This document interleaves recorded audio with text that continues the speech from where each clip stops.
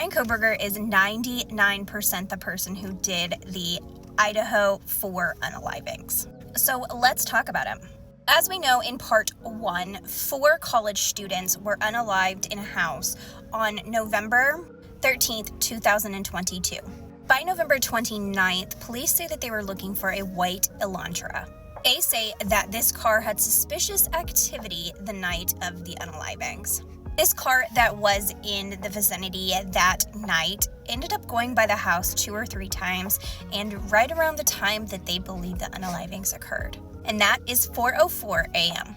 Little did we know the police were already looking at those cars and people that could have been tied to them, and one of them was Bryan Koberger.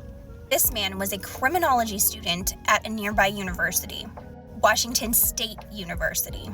He was on the list with others, so he, meanwhile, is taking a cross-country road trip with his father from Washington all the way to Pennsylvania. During this time, he was stopped by police but let go, and if you see the pictures from the body cam of this, he looks like he is about to poop his pants. December 27th, police released some details, and they say that they had found DNA on a kitchen utensil sheath that was left at the scene.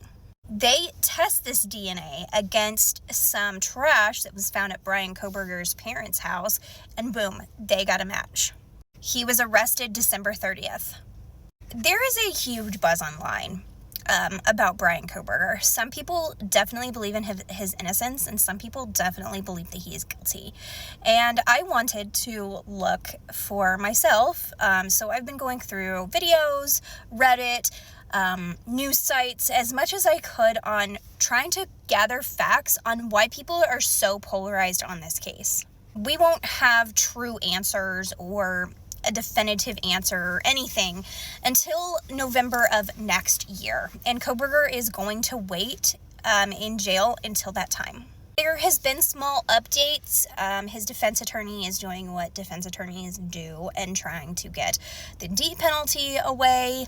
There has just been back and forth about different facts in the case, but so far we're not going to get any answers till next year, 2025.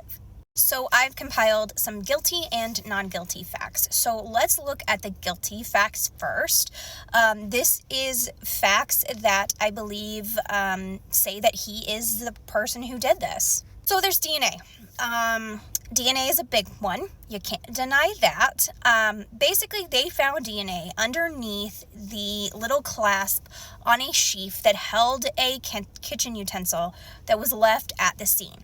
This sheath was left right next to one of the people. Yes, it was a small amount of DNA, but it is still there. The next big fact in this case is those cell phone pings. We have a timeline of all of the cell phone pings from not only that night, but nights before that. Yes, he had been to that house before. We don't know if he went in, but we do know that his cell phone had pinged at that house 12 times before that night. This to me points at stalking behavior.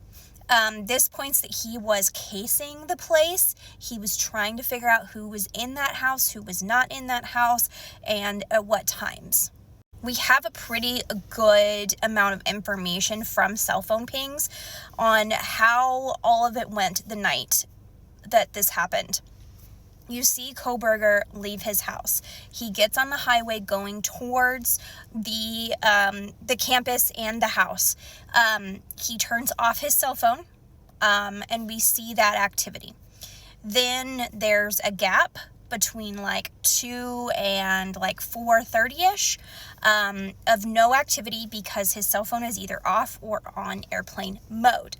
Then when he turns it back on, he is driving back home. So he turned it back on while he was driving. Now, his defense attorney is trying to get all of this thrown out, of course, but we do see a trail of him being in the vicinity that night, and it doesn't look good. Also, he is cell phone pinged going to the house again that morning around 9 a.m. A lot of people believe that he was trying to see if he dropped that kitchen utensil sheath in the parking lot so that he could pick it up and he wouldn't be seen there. And I've seen a lot of people ask, including me, why he didn't go back into the house at that time. I think it's the point of daylight. I think he was scared to be seen there. And I think he maybe thought that either they weren't going to find the sheath, or I don't know. But for some reason, he did not go back into that house at 9 a.m. the next morning. Another big thing is the car. So the car has seen on footage a lot around the house. We can literally track his movements driving by. And of course, this doesn't look good either.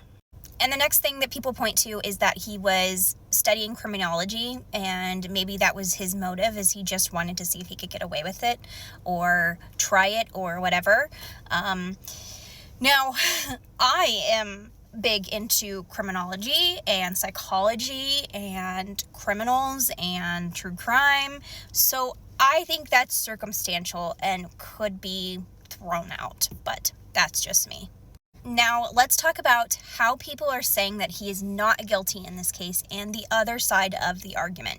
Whether you believe it or not, there's people out there who believe it, so let's dive in. There is a big dispute on the car evidence, basically on the footage of his car. They say there's not a clear license plate, so it could have been any car that was a white Elantra. Yes, but we also have at the same time the cell phone pings that line up to that being his car. People are basically using the excuse that he was either set up, or that there's no real reason that he was there. There's no real motive. Like, people believe that he was set up and that he did not do this. His excuse, and he says this to his defense attorney, and his defense attorney said he was just going out on night drives looking at the sky. I don't think that's going to hold any weight. Now, there is the gap between the cell phone pings of 2 and 4 that say you can't say he was at the house at the time of the unalivings. And that's true, but we can tell that he was in the vicinity. Now, his defense attorney is trying to say that the DNA and his match to the DNA was not legally obtained. So who knows what's going to come of that.